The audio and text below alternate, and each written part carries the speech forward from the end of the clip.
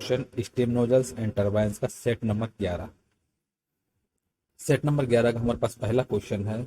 In recuperator air preheaters the heat is transferred by recuperative air preheaters में ऊष्मा का स्थानांतरण होता है। इसका आंसर हो जाएगा ये from a metal ball from one medium to another.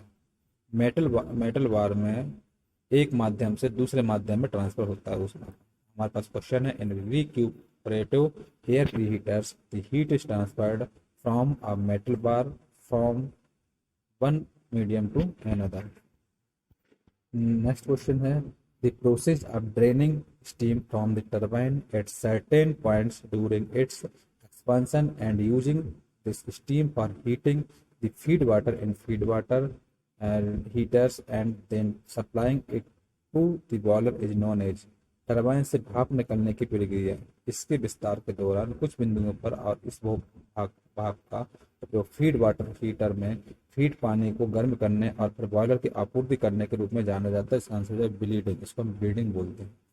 फिर वह प्रोसेस इसमें टरबाइन से भाप निकलने की प्रक्रिया इसके विस्तार के दौरान कुछ बिंदुओं पर और इस भाप का उपयोग फीड वाटर हीटर में फीड पानी को गर्म करने और बॉयलर की आपूर्ति करने के लिए किया जाता है। इसको हम बोलते हैं ब्लीडिंग। क्वेश्चन है the process of draining steam from the turbine at certain points during its expansion and using this steam for heating the feed water in feed water heaters and then supplying it to the boiler is known as bleeding. इसका answer हो जाएगा।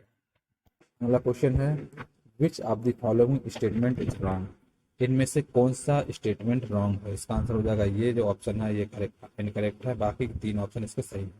The natural draught reduces the fuel consumption. Fuel consumption को ये natural drought को कम करता है। तो हमारे पास ये ऑप्शन इसका रॉन्ग है।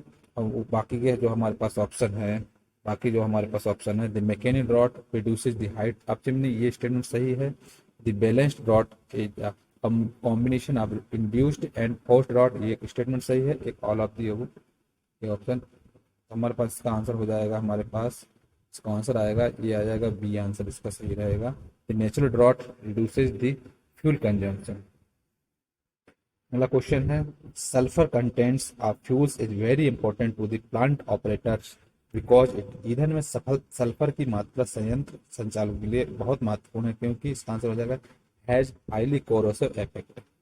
जो हाईली कोरोसिव इफेक्ट होता है इसलिए। क्वेश्चन है sulphur contents of fuels is very important to the plant operators because it has highly corrosive effect. अगला क्वेश्चन है stage efficiency is also known as. Stage efficiency से आप क्या समझते हैं। इसको हम ग्रॉस एफिशिएंसी भी बोलते हैं। हमारे पास आया question stage efficiency is also known as. इसका आंसर है ग्रॉस एफिशिएंसी भी बोलते हैं। अगला क्वेश्चन है a device used to heat feed water by utilising the heat in me exhaust flue gases before leaving through the chimney is known as. एक उपकरण जो चिमनी से निकलने से पहले मुझ में गर्मी का उपयोग करके निकास कृत गैसों का उपयोग करके फीड वाटर को गर्म करने के लिए प्रयोग किया जाता है उसको किस रूप में जाना इसको हम बोलते हैं इकोनोमाइजर। वह डिवाइस जिसका इस्तेमाल हीट फीड वाटर से होते हुए फ्लू गैसेज को जो हाइट ऑफ चिमनी के द्वारा बाहर निकालते हैं इसको हम इकोनोमाइजर बोलते हैं।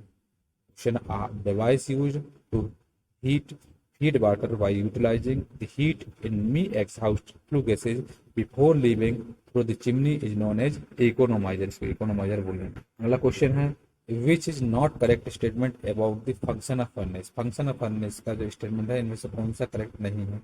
इसका आंसर जाएगा ये वाला सेपरेट एस फ्रॉम कोल। ये ऑप्शन इसका इनकरेक्ट है और बाकी के तीन ऑप्शन इसके सही हैं। To provide proper conditions for continuous complete combustion ये ऑप्शन सही है। Mix fuel with air and ignite ये भी सही है।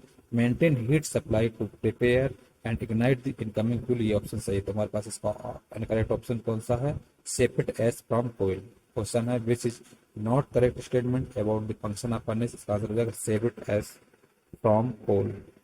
नेक्स्ट क्वेश्चन है in a nozzle whole frictional loss is assumed to occur between. एक नोजल में पूरे घर्षण नुकसान के बीच होने का अनुमान लगाया जाता है किसके द्वारा। इसका आंसर है थ्रोट एंड एग्जिट के द्वारा। क्वेश्चन है in a nozzle whole frictional loss is assumed to occur between throat and exit, इसका आंसर हो जाएगा। अगला क्वेश्चन है the working pressure range for a Lamont boiler is, Lamont boiler की working principle range कितनी होती है, इसका आंसर है 3.5 to 20 mega newton per metre square के बराबर। the working pressure range for a Lamont boiler is, answer हो जाएगा 3.5 to 20 mega newton per metre square. अगला क्वेश्चन है the basic job of feed water treatment in boilers is to overcome the big problem of, boiler में feed water treatment का मूल काम किसकी समस्या को दूर करना है, इसका आंसर हो जाएगा ऑल ऑफ द एबोव। तीनों ऑप्शन दिए, तीनों को ऑप्शन सही का, कोरोजन, स्केल और कैरी ओवर, ये तीनों ऑप्शन को करेक्ट करना है और इसमें आंसर हो जाएगा all of the above. The question है the basic job of feed water treatment in boilers is to overcome the problem of, इसका आंसर है ऑल ऑफ द एबोव। अगला क्वेश्चन है in a D-level nozzle expanding superheated steam from 10 bar to 0.1 bar, the pressure at the minimum cross section, यहाँ पर P2 है pressure at throat will be, D-level nozzle में 10 बार से 0.1 बार तक superheated steam का विस्तार करने वाले न्यूनतम क्रॉस सेक्शन पर दबाव, यानी गले का दबाव जो होगा P2 होगा, इसका आंसर हो जाएगा 5.46 बार के बराबर। क्वेश्चन है in a de Laval nozzle expanded superheated steam from 10 bar to 0.1 bar, the pressure at the minimum cross section will be कितना होगा 5.46 बार के बराबर। अगला क्वेश्चन है in a glass tube type water indicator for a boiler, one end of the tube is connected to water space and the other end is connected to, एक boiler के लिए glass tube type water indicator में tube का एक सिरा पानी के स्थान से जुड़ा होता है और दूसरा छोरा किससे जुड़ा होता है, इसका आंसर हो जाएगा स्टीम स्पेस से, दूसरा छोर जो होता है वो स्टीम स्पेस से जुड़ा होता है। क्वेश्चन है in a glass tube water type water indicator for a boiler, one end of the tube is connected to water space and the other end is connected to steam space. Next question है at very low temperature the melting and boiling temperatures become unequal, this temperature is, बहुत कम तापमान पर पिघलने और उबलते तापमान बराबर हो जाते हैं, यह तापमान है कौन सा, ये 273.16 degree kelvin. at very low temperature the melting and boiling temperatures become equal, this temperature is 273.16 degree Kelvin. अगला क्वेश्चन है the ratio of the useful heat drop to the isentropic heat drop is called, इसका answer हो जाएगा nozzle efficiency. वह ratio इसमें कि useful heat drop हो और आइसेंट्रोपिक हीट ड्रॉप का जो अनुपातिक रूप हो उसको हम नोजल एफिशिएंसी बोलते हैं। तो क्वेश्चन है the ratio of the useful heat drop to the isentropic heat drop is called nozzle efficiency, nozzle efficiency बोलेंगे। अगला क्वेश्चन है the fire tubes in Scotch marine boiler are, इसका आंसर हो जाएगा हॉरिजॉन्टली।